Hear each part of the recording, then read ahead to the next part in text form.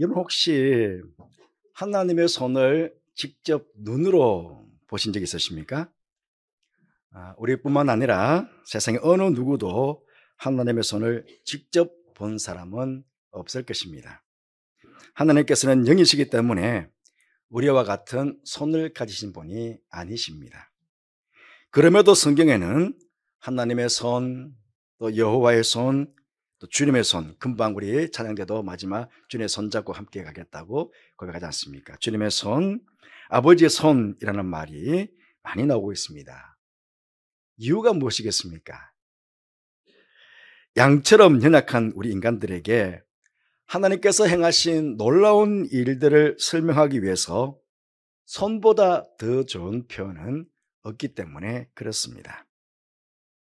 우리 사람들도 이 손으로 하는 일들이 얼마나 많이 있습니까? 우리 손은 가만히 있지 않습니다. 계속해서 뭔가 일을 합니다. 마찬가지 하나님께서도 계속해서 우리를 위해서 지금도 당신의 능하신 손으로 일하고 계신다는 사실입니다. 그럼 하나님께서 우리를 위하여 하시는 일이 무엇이겠습니까? 오늘 예수님께서 28절에서 이렇게 말씀하십니다. 그들을 내 손에서 빼앗을 자가 없느니라. 그렇게 말씀하시면서 동시에 29절 말씀에 만물보다 크신 아버지의 손에서 아무도 빼앗을 수 없느니라. 그렇게 말씀하고 있습니다. 즉 하나님께서는 지금도 강한 능력의 손으로 주님의 양인 우리를 지키시고 보호하신다 하는 사실을 알 수 있습니다.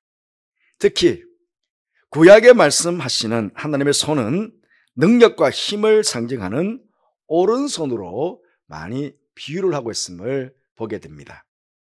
하나님의 강력한 능력의 손은 당신의 택한 백성들을 대적의 손에서 구원해내시고 그들을 보호하시고 때로는 대적을 물리치시는 손이십니다. 평생을 전쟁터에서 살았던 다윗은 하나님에 대한 손에 대한 고백들을 많이 하고 있는데요. 다윗의 고백 중에 몇 가지를 들어보면 시편 89편 13절에 보시면 주의 팔에 능력이 있어오며 주의 손은 강하고 주의 오른손은 높이 들리우셨나이다. 그렇게 고백합니다. 시편 118편 15절 16절 말씀 보시면 의인들의 장막에는 기쁨의 소리, 구원의 소리가 있으며 여호와의 오른손이 권능을 베푸시며 여호와의 오른손이 높이 들렸으며 여호와의 오른손이 권능을 베푸시노도다. 그렇게 말씀합니다. 시편 138편 7절 말씀 보시면 내가 환난 중에 다닐지라도 주께서 나를 살아나게 하시고 주의 손을 펴사 내 원수들의 분노를 막으시며 주의 오른손이 나를 구원하시리이다. 이렇게 고백합니다. 이렇게 오른손의 능력으로 강력하게 일하셨던 하나님께서 인간의 몸을 입고 이 땅에 오셨다는 것입니다. 바로 예수님이십니다. 예수님께서 요한복음 5장 17절 말씀에서 예수께서 그들에게 이르시되 내 아버지께서 이제까지 일하시니 나도 일한다. 그렇게 말씀하시면서 이 땅에 계실 동안 얼마나 많은 일들을 행하셨는지요. 거기서 특별히 예수님께서 손으로 행하신 일들이 아주 많이 있습니다. 몇 가지 살펴보도록 하겠습니다. 첫째는 예수님의 손으로 수많은 병든 자들을 고쳐주셨습니다. 지금도 마찬가지이지만 주님께서 이 땅에 오셨을 때에 이 땅에 사는 수많은 백성들은 저마다 인생의 수많은 문제 속에서 고통하며 신음하고 있었습니다. 그런 저들을 주님께서 불쌍히 여기시고 부드러운 손길로 어루만지시며 저들의 상한 몸과 마음을 치료하시고 회복시켜 주셨습니다. 마가복음 1장 40절 이하에 보시면 나병 환자가 예수님의 소문을 듣고 예수님께 찾아오게 됩니다. 그 당시 나병 환자는 저주받던 인생의 대명사였습니다. 가족들로부터도 버림을 당하고 사회로부터도 격리가 되어 마을에서부터 아주 멀리 떨어져 생활했어야만 했습니다. 나병 환자들이 겪는 고통은 먼저는 감각을 상실하는 고통입니다. 즉 고통을 느끼지 못하는 고통입니다. 손이 썩어져 떨어져 나가도 감각을 잃었기 때문에 고통을 느끼지 못한다 하는 것입니다. 그런데 이들에게 그보다 더 큰 고통은 사람들과의 접촉이 단절되는 것입니다. 세상에 어느 누구도 이들을 가까이 하려고도 하지 않고 만지려고도 하지 않았습니다. 그러니 육신의 질병뿐만 아니라 마음의 병도 깊어질 수밖에 없었습니다. 그런데 마가복음 1장 41절 42절 말씀 보시면 예수께서 불쌍히 여기사 손을 내밀어 그에게 대시며 이르시되 내가 원하노니 깨끗함을 받으라 하시니 곧 나병이 그 사람에게서 떠나가고 깨끗하여진지라. 그렇게 말씀하고 있습니다. 여러분, 하나님께서 율법을 주실 때에 민수기 19장 22절 말씀에 부정한 자가 만진 것은 무엇이든지 부정할 것이며 그것을 만지는 자도 저녁까지 부정하리라. 그렇게 말씀하셨습니다. 부정한 것을 만지면 부정하게 된다는 것입니다. 그래서 어느 누구도 부정한 나병 환자, 그에게 손을 대려고 하지 않았습니다. 그런데 우리 주님께서는 손을 내밀어 부정한 나병 환자에게 손을 대시며 네 병이 나아라. 그렇게 말씀하셨습니다. 여러분, 우리 주님께서는요, 말씀으로 천지를 창조하신 분이십니다. 얼마든지 말씀으로 명해서 나병을 고칠 수 있는 분이십니다. 하지만 우리 주님께서는 그 나병 환자를 불쌍히 여기시며 사랑의 마음을 듬뿍 담으셔서 그에게 손을 대어 주셨다 하는 것입니다.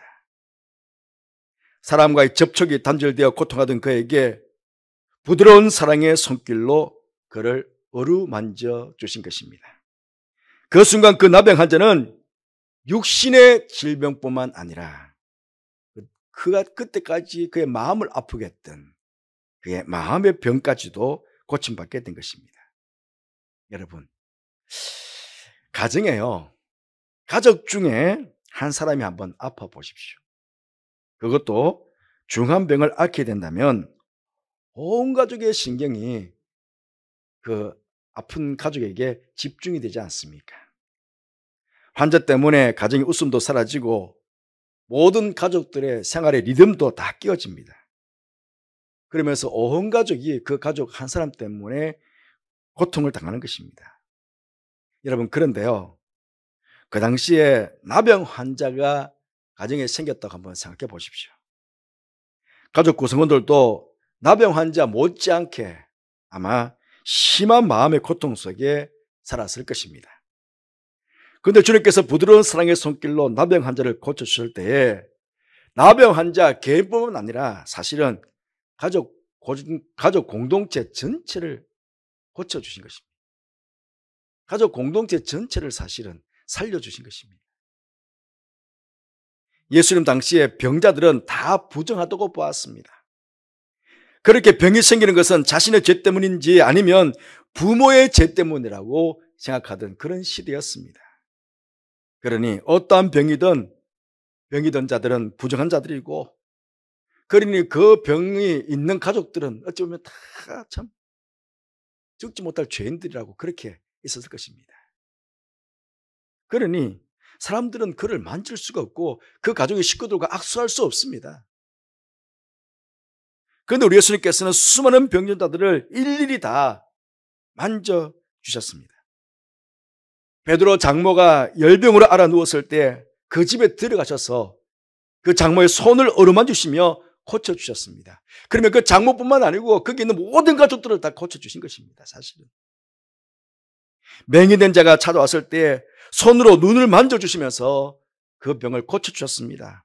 기 먹고 말 듣는 자가 주님 앞에 왔을 때 예수님께서 따로 데리고 가셔서 귀에다가 입에다가 손을 대시고 눈과 입을 열어주셨습니다. 그렇게 고쳐주셨습니다.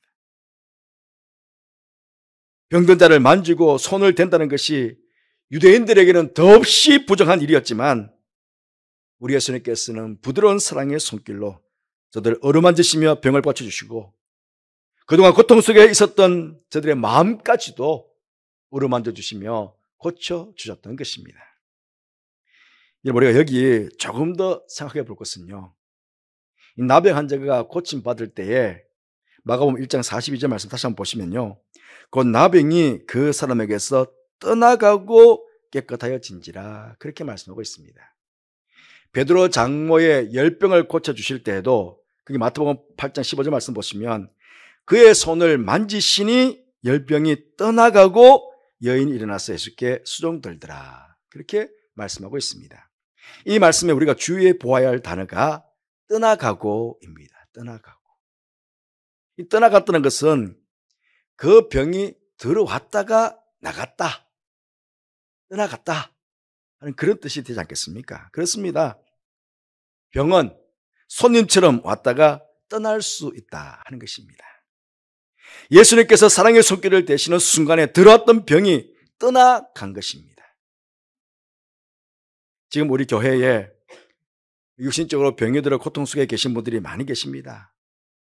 특히 암으로 고생하는 분들도 여러분 계시는데요, 우리 모두가 정말 그분들을 위해서 기도를 해 드려야 하겠습니다. 자신의 믿음을 가지고 병 낫기를 사모하며 주님 앞에 나온 병자들이 있는가 하면 어떤 경우에는 사람들이 병든 자를 예수님께 데려온 경우도 있었습니다. 중풍병자는 혼자 움직일 수가 없잖아요. 그런데 4명의 사람들이 들고 예수님께 찾아간 경우가 있습니다. 병든 자녀를 위해서 예수님을 찾아간 가나안 여인도 있습니다. 자신의 하인이 병들었을 때에 예수님을 찾아간 백부장도 있습니다. 예수님께서 저들의 믿음을 보시고 저들의 간구에 따라서 하인의 병을, 자녀의 병을, 그 중풍병자의 공을 고쳐주셨습니다. 병든 자의 믿음이 아니었습니다. 병든 자를 위해서 예수님께 찾아갔던 그 4명의 사람들의 믿음, 그 가나안 여인의 믿음, 그 백부장의 믿음을 보시고 예수님께서 그 병든 자들을 고쳐주셨다는 것입니다. 여러분, 우리의 중보기도가 무엇입니까? 바로 병든 자를 예수님께 데려가는 역할 아니겠습니까? 우리 교회 사랑하는 성도들에게 지금 들어와 저들을 고통스럽게 하고 있고 그 가족들을 고통스럽게 하고 있는 그 병마가 떠나가도록 우리 예수님께 정말 간절하게 예수님의 부드러운 손길로 저들을 어루만져 주시기를 우리 모두가 간절하게 기도해야겠습니다. 이 사순절 기간 동안에 우리 정말 간절하게 기도해서 우리 사랑하는 가족들과 우리 영적 가족들 안에 있는 병든 자들이 치유받는 그런 역사가 일어날 수 있도록 그렇게 간절한 마음으로 주님의 손길을 사모하며 기도하시는 여러분들 되시기를 바랍니다. 둘째, 우리 주님께서 당신의 손으로 수많은 사람들을 안수하시고 축복해 주셨습니다. 마가복음 10장 13절 이하의 말씀 보시면 어떤 사람들이 예수님께서 만져주심을 바라고 아이들을 데리고 왔습니다. 그런데 제자들은 귀찮아합니다. 그래서 예수님께서 오히려 제자들을 노하시고 그 어린 아이들을 안으시고 그들 위해 안수하시고 축복하셨다 하는 내용이 거기 나옵니다. 그렇습니다.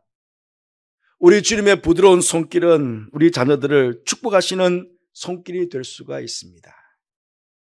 오늘 예배에 참여하신 대부분의 성도님들은 부모님들이십니다. 할머니, 할아버지들이십니다. 우리 사랑하는 자녀들, 우리 사랑하는 손주들, 주님의 부드러운 손길로 어루만져 주시고 축복해 주시기를 바라며 그 귀한 아이들 주님 앞으로 인도할 수 있는 부모님들, 할아버지, 할머니 되시기 바랍니다. 그리고 여기 자녀분들, 여러분들의 부모님들을 위해서 주님의 부드러운 손길로, 사랑의 손길로 우리 부모님을 축복해 주시기를 기도하시는 여러분들 되시기를 바랍니다.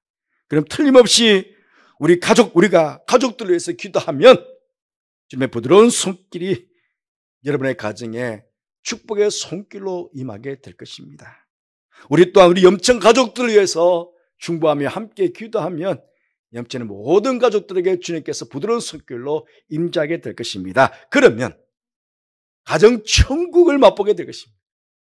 우리 주님께서 임재하셨으니까 가정 천국의 기쁨을 누리며 우리는 살아갈 수 있는 축복을 얻게 되는 것입니다. 셋째, 우리 주님께서 손으로 행하신 일들을 보면 인생의 광풍 앞에서 두려워 떠는 자들을 구원해 주셨다는 것을 알게 됩니다. 마태복음 14장 22절 이하의 말씀 보시면 그라사인 지방으로 가셨던 예수님께서 거기 머물러 계시고 제자들이 먼저 배를 타고 이동합니다.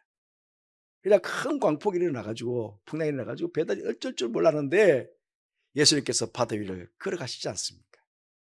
그때 베드로가 주님 저도 걷고 싶습니다. 그러니까 오라고. 그런데 말씀을 듣고 딱 내려갔다가 갑자기 파도가 막 밀려오니까 그냥 무서워서 빠져드는 것입니다. 그때 주여 나를 구원해달라고 막 부르짖으며 주님께 호소했을 때에 그때 주님께서 베드로의 손을 잡고 물에 건져주시고는 함께 배에 오르셨다고 합니다. 그자 그 풍랑이 잔잔하게 되었다 성경은 이야기하고 있습니다. 여러분, 사실 우리가 살아가는 이 땅에는 바다의 광풍뿐만 아니라 우리를 두렵게 하는 광풍이 얼마나 많이 우리 앞으로 불어오고 있습니까? 우리를 힘들게 하고 두렵게 하는 물질의 광풍, 건강의 광풍, 사업의 광풍, 직장의 광풍, 가정의 광풍, 관계의 광풍 등등등 수많은 광풍들이 계속해서 우리에게 밀려오고 있습니다. 그런데 우리 주님께서 손을 내밀어 우리를 붙잡아 주시면, 그 광풍 앞에 우리를 붙잡아 주시면 우리는 그 광풍에 밀려가지 않을 뿐만 아니라 오히려 그 광풍이 우리 앞에서 거쳐질 수 있다 하는 것입니다. 우리는 이 사실을 믿어야 합니다. 그리고 그 주님의 손길을 날마다 의지하고 사모하며 우리는 그렇게 땅을 살아가야 합니다. 주여 나를 구원해 주소서. 그렇게 부르짖었던 베드로처럼 인생의 광풍이 끊임없이 밀려오는 현실에 주님 제 손 꼭 잡아주세요. 이 험한 광풍에서 저를 구원해 주세요. 그렇게 날마다 간구하며 살아가게 된다면 주님께서 우리에게 그렇게 말씀하실 것입니다. 예사야 41장 10절 말씀입니다. 두려워하지 말아라. 내가 너와 함께 함이라. 놀라지 말아라. 나는 내 하나님이 됩니다. 내가 너를 굳세게 하리라. 참으로 너를 도와주리라. 참으로 나의 의로운 오른손으로 너를 붙들어 주리라.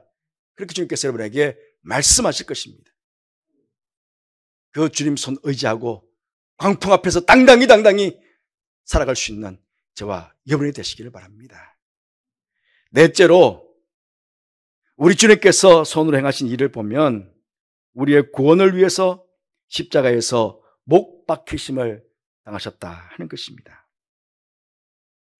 십자가에 못 박히신 예수님의 손이 없었더라면 우리 모두 여기 앉아 있을 수 없습니다. 모두 죄의 심판을 받고 영원한 지옥으로 갈 수밖에 없었던 그런 운명이었습니다. 예수님께서 손에 못 박히심은 우리가 손으로 지은 모든 죄를 예수님께서 대신 지시고 십자가에 그 손이 못 박히셨다 하는 것입니다. 예수님께서 발에 못 박히심은 우리가 발로 다니면서 지었던 모든 죄를 예수님께서 대신 지시고 그 발에 못 박히심을 당하셨다는 것입니다. 창으로 옆구리에 찔리심은 우리가 마음으로 지은 모든 죄를 예수님께서 담당하시고 그 창에 찔림을 당하셨다 하는 것입니다. 이렇듯 예수님과 손과 발의 옆구리에 못이 박히고 창이 찔리셔 죽으심으로 우리는 모든 죄를 사함받고 구원받아 하나님의 자녀가 되었습니다. 한마디로 우리를 향하신 그 사랑의 완성을, 구원의 완성을 이루신 것입니다. 사랑하는 성도 여러분, 우리 주님의 손길은 사랑의 손길이었습니다. 긍휼의 손길이었고 치료의 손길이었고 구원의 손길이었습니다. 회복의 손길이었고 능력의 손길이었고 섬김의 손길이었습니다. 위로의 손길이었고 축복의 손길이었습니다. 그리고 우리 주님께서는 그 손으로 지금도 여전히 우리를 위해서 일하고 계신다는 사실입니다. 여러분, 지금 여러분의 삶의 현장에서 어떤 주님의 손길이 필요하십니까? 내 삶에 아무리 어려움이 닥쳐오고 문제가 생긴다고 하더라도 주님께서 한 번만 어루만져 주시면, 한 번만 탁 터치만 해주셔도 그 문제는 삽시간에 떠나갈 수 있고 해결될 수 있습니다. 바라옵기를 이 사순절 기간 동안에 더욱 부드러운 사랑의 손길을, 그 능력의 손길을 사모하시며 기도하시는 가운데 그 주님의 놀라우신 손길을 경험하게 되시는, 놀라운 축복을 받게 되시는 여러분 모두가 되시기를 주님의 이름으로 축복합니다. 기도하겠습니다.